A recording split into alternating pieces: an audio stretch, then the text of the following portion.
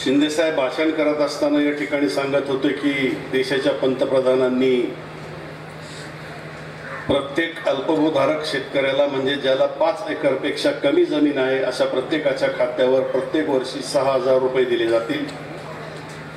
त्यातला पहिला 2,000 रुपयांचा हप्ता आपल्या जिल्ह्यामध्ये 5.5 लाख पात्र लाभार्थी आहेत। 5.5 लाख पात्र लाभार्थ्यांच्यापैकी 2.25 लाख लाभार्थ्यांच्या खात्यावर पैसे वर्ग झालेले आहेत। ज्यांच्या खात्यावर पैसे वर्ग झाले नाहीत त्यांचं खातं राष्ट्रीयकृत बँकेत नाही म्हणून ते पैसे थांबलेले आहेत। कदाचित लोकसभेच्या निवडणुकीच्या अगोदर ते पैसे वर्ग करण्याचा प्रयत्न आहे असं कालच ॲग्रिकल्चर कमिशनरशी काल संध्याकाळी मी जेव्हा बोललो, कारण मला यातली आणखीन एक माहिती पाहिजे होती की याचा तालुका न्याय ब्रेकअप काय। कर्जत 2.25 लाख शेतकऱ्यांना 2,000 रुपये तुम्ही वर्ग केले, मग कर्जत तालुक्यातल्या किती शेतकऱ्यांना मिळाले, पारनेरच्या किती मिळाले, पाथर्डीच्या किती मिळाले? त्यांनी मला सांगितलं की त्याचा ब्रेकअप 2-4 दिवसामध्ये देण्याच्या सूचना मी जिल्हाधिकाऱ्यांना देईन। आणि जेव्हा जिल्हाधिकाऱ्यांशी मी बोललो तेव्हा त्यांनी सांगितलं की असा ब्रेकअप माझ्याकडे उपलब्ध नाही, परंतु त्या संदर्भातलं सॉफ्टवेअर जर आम्हाला मिळालं तर ती माहिती सुद्धा आपण देऊ शकू जेणेकरून आपल्याला त्याचा प्रचारामध्ये उपयोग करता येईल। आणि म्हणून ज्यांचे 2,000 राहिले त्यांना ते 100% मिळणार आहेत। सध्या उसने घेऊन खर्च करा, काही अडचणी येणार।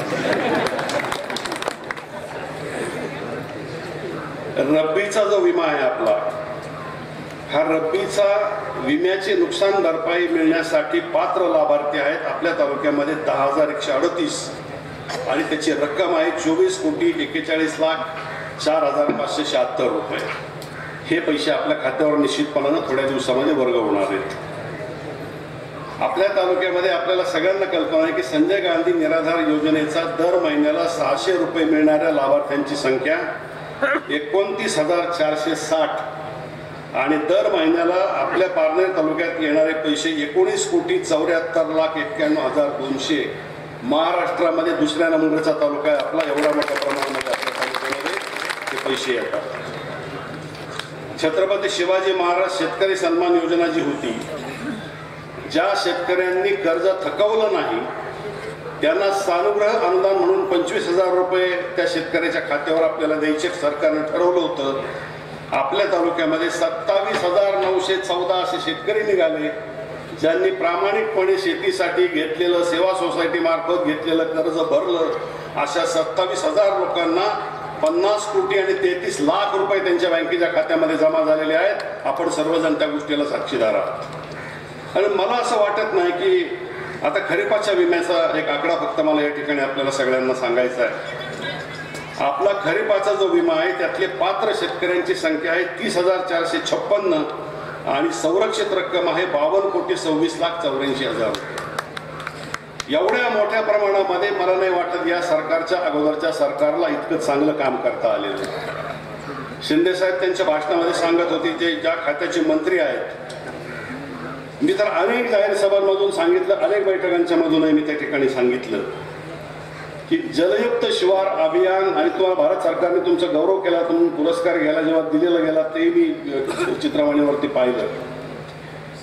आणि सगळ्या मिटिंगांच्या मध्ये मी सांगत होतो सरकारनं कोणतीही योजना आणली, कितीही चांगली आणली, 10% दोष त्याच्यामध्ये राहतात म्हणून झालेलं 90% काम चांगलं नाही असं जर कोणी म्हणत असेल तर मी त्याच्याशी सहमत नाही। जलयुक्त शिवार अभियानाच्या योजनेनं पारनेर तालुक्याचं कल्याण केलं याची जाहीर कबुली मी या सभेच्या निमित्ताने देतो। पाऊसच पडला नाही तर विहिरीला पाणी कसे? आणि सुजय विखे पाटील तुमचा मनापासून आभार मानतो। ज्या पिण्याच्या पाण्याच्या योजनांचा वीज पुरवठा तोडला गेलाय, ज्याच्यामुळे लोकांना प्यायला पाणी मिळत नाही, ती समस्या तुम्ही तुमच्या लोकसभेच्या मतदारसंघातली कायमची संपवणार आहात। तुम्ही आजच निवडून आले, तुम्हाला अडचण नाही। या पद्धतीचा मूलभूत विचार करणारा उमेदवार ज्या वेळेला आपल्याला मिळतो, अनेक ग्रामपंचायतींचे लोक मला फोन करतात, 2 लाख रुपये थकले, 1.5 लाख रुपये थकले, ग्रामपंचायतीची ऐपत नाही तर सभापतींचं भोंदऱ्यासारखं गाव, कुठून भरेल पैसे? भरू शकत नाही। 64 लाख रुपयाची थकबाकी झाली। प्रादेशिक पाणी पुरवठा योजना आणल्या, 50-50 लाख रुपयाची बिलं थकली, भरूच शकत नाही। आणि मग या योजना जर आपण सौर ऊर्जेवर उद्याच्या काळामध्ये चालवल्या मग थकलेल्यांच्याकडे बिल परत द्यायला जायचा विषयच नाही, तुमचं कनेक्शनच नको. या बेटा 50 लाख उडवले आणि आता पुढचे नाही. सुजय विखे जिंदाबाद, शिवसेना भाजप युती जिंदाबाद. या पद्धतीनं वैचारिक मांडणी, विकासाच्या दृष्टीनं गावोगाव पुढे नेणारी, विकासाची मांडणी करणारा आपला उमेदवार एका बाजूला, आणि राष्ट्रवादीशी आमचं भांडणच मुळात कशासाठी होतं. मी 1985 साली शरद पवारांचा विधानसभेचा उमेदवार होतो. याच व्यासपीठावरती रात्री 9:30 वाजता त्यांची सभा झालेली. ज्या वेळेला अभ्यास केल्यानंतर माझ्या असं लक्षात आलं की प्रचंड गोड बोलणारा, हिप्नोटाईज करणारा हा पुढारी आहे. दाते साहेब हसतायत, त्यांना अनुभव आला. आणि या हिप्नॉटिझमला जर आपण बळी पडलो तर त्याच्यामध्ये माझ्या मतदारसंघातल्या गरीब जनतेशी मी बेईमानी केली, आरोप माझ्यावरील म्हणून तर त्यांना सोडलो. तर काय कारण नव्हतं. पाण्याच्या प्रश्नावर पुणे जिल्हा सातत्यानं अन्याय करतोय आणि किती संघर्ष केलाय. राम शिंदेला मी त्या पोखरीचं पाणी कर्जत लपवलं काही, यांनी कपडे काढले त्या उडी मारलीच. आमदार असताना रामभाऊ काय चाललंय, लय आनंद म्हणला आपल्याला, लय आनंद. अंगातले कपडे काढून फेकायचे, त्या डुबक्या हाणायचं. पाणी आहे शेवटी माणसाच्या जीवन मरणाचा प्रश्न. यावर्षी पाऊस पडला नाही, मुळा धरणामध्ये जेमतेम 42% पाणी शिल्लक आहे. तीच अवस्था कुठली आहे. आमच्या पक्षात ते काल आलंय चित्राबेग जुन्नरचं, ते 100 MCFT पाणी त्या माणिकडोह मध्ये आहे. त्याला सांगितलं हे पाणी खाली सोडावं लागेल, ते म्हणतं माझं आहे, मी देणारच नाही. ते उद्या आवळे माझ आहे म्हणून. मी उपाध्यक्ष विधानसभेचा, मला सगळा आमदार माझे, मला माहिती कोण किती क्षमतेचा आहे. ते मला विचारलं नाही, मी सांगितलं याला घेऊ नका. माझ्या पक्षाचा म्हणून सांगितलं. अरे मला एक सांगा, खऱ्याला कारण खोट्याला कुठं म्हणायची काय भीती असेल कारण आहे आपल्याला. त्यामुळं काय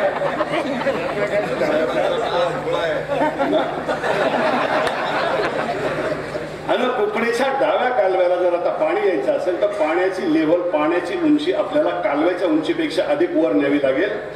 येडगाव धरणामध्ये तेवढं पाणी आपल्याजवळ शिल्लक आहे. 4 TMC पाणी आपण ज्या दिवशी पिंपळगाव जोग्यातनं उचलू ते येडगावच्या धरणात टाकू, त्यावेळेला ती कालव्याची लेव्हलचं पाणी वर जाईल आणि मग कालव्यातून पाणी खाली येईल.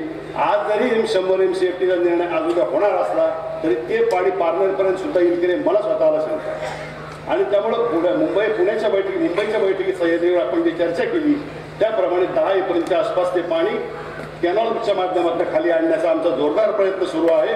त्याच्यासाठी मुख्यमंत्र्यांनाही नजीकच्या काळामध्ये आम्ही भेटणार आहोत. परवा दिवशी रात्री मुख्यमंत्र्यांना मी मेसेज टाकला, त्यांनी तो वाचलाय आणि मी प्रयत्नात आहे असं मला उत्तर सुद्धा मुख्यमंत्र्यांचं आलेलं आहे. मला कल्पना आहे सातत्यानं प्रवाही पद्धतीचं पाणी गेली 35-40 वर्ष माझाही तालुका वापरतोय, तुम्ही कर्जतकर वापरताय, पण पाणी गेलं खाली करमाळ्याला. आणि जसं टेलला पाणी दिल्याशिवाय आपल्याला वरचे दार उघडता येत नाही, वरचे एस्केप मधून पाणी सोडता येत नाही, त्यामुळं खाली पाणी द्यावंच लागेल. एखादा जर ॲडॅमंट कोणतरी असं म्हणायला लागला की वर पाणी आमचं पाणी आम्ही सोडणार नाही, जीवन मरणाची लढाईची उद्याची पाण्याची आपली मी तुम्हाला सांगतो. शेतकऱ्यांना निसर्गाने जर हात दिला, निसर्गाने 8 इंच 10 इंच पाऊस जर पडला ना तर जलयुक्त शिवार अभियानाची कामं एवढी प्रचंड या तालुक्यामध्ये उभी आहेत, तुम्हाला कोणाच्या दारात पाण्यासाठी जावं लागणार नाही. प्रार्थना फक्त आता ईश्वराची आणि निसर्गाची करायची आहे आपल्याला. पण हे सगळं करून सुद्धा बऱ्याच वेळेला आपण अनुभव घेतो, निसर्ग जेव्हा चांगला तेव्हा वीज मंडळ आडवं. म्हणून तुम्ही जी उपाययोजना सुचवली ना ती फार चांगली सुचवली. ठीक आहे ना, टप्प्याटप्प्याने जाऊ ना. पहिल्यांदा पिण्याच्या पाण्यासाठी जाऊ, त्याच्यानंतर काही प्रमाणामध्ये शेतीसाठी आपण काही ठराविक गावांच्या मध्ये प्रयोग करून बघू. आता राळेगण सिटीमध्ये MSEDCL प्रयोग केला, वीज वितरण कंपनी, तिथं ते आणून बसवल्यात प्लेट्स. तिथं आज वीज वितरणची आपण वीजच घेत नाही, तिथल्या शेतकऱ्यांचा प्रश्न कायमस्वरूपी संपला. हे आपण गावागावाच्या दिशेने आपण चांगला खासदार निवडून एवढ्यासाठी द्यावा लागतो की अशी काही योजना भारताच्या सरकारला सुचवणारी माणसं संसदेत जावी लागतात. आणि मला म्हणून माझा आग्रह आहे की अशा पद्धतीच्या नवीन नवीन कल्पना, नवीन नवीन जनतेचे हे नवीन जनरेशन आहे. आता मला माझ्या मुलाचं वय आणि सुजाईचं वय एक आहे, ते आमच्या नंतरचे जनरेशन आहे. या जनरेशनचे विचार करण्याची पद्धती आमची, माझे नाते सर आम्ही ज्या वयोगटात आहोत, आमची विचार करण्याची पद्धती याच्यामध्ये फरक पडतो. आणि जग बदलत चाललंय.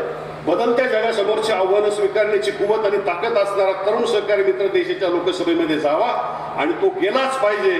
त्याच्यासाठी ही सभा, या सभेचं आपण या ठिकाणी आयोजन केलेलं आहे. आणि अशा पद्धतीने विचार करणारा माणूस, सकारात्मक विचार करणारा माणूस, सरकारला दिशा देऊ शकणारा माणूस, वेळ प्रसंगी सरकारची संघर्षाची भूमिका घेऊन लोकांच्या बाजूने उभा राहणारा माणूस ज्या वेळेला आपण निवडून देऊ त्याच वेळेला खऱ्या अर्थानं आपले प्रश्न निश्चितपणाने सुटतील. मी आपल्या सर्वांचे या ठिकाणी मनापासून आभार मानतो. आणि कुकडीच्या पट्ट्यामध्ये येणाऱ्या शेतकऱ्यांनी फार काळजी करण्याचं कारण नाही.